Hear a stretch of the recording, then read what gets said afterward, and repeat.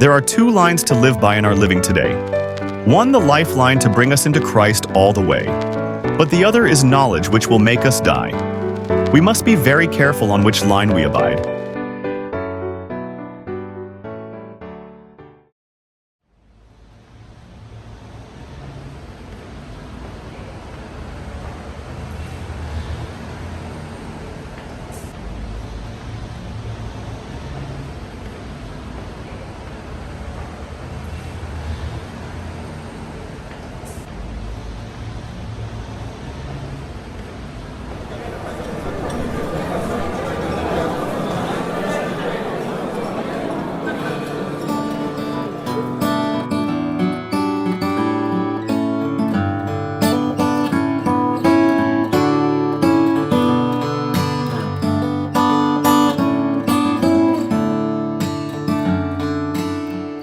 You can bring your classmates to the Lord. Amen.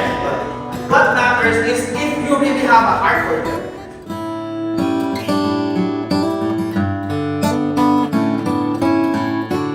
By ourselves, we are selfish. But, praise the Lord, our heart can be God's heart. Amen.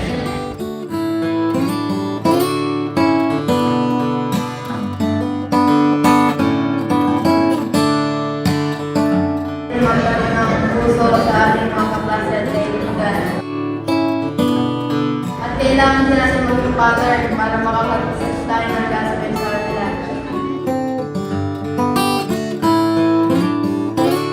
But because you love man, you love your classmate, you want to bring them to the Lord, you're going to study the truth. Right?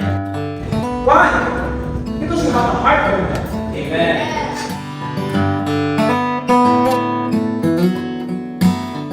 We will just live. It means we'll be praising. Amen. We will praise the gospel. Amen.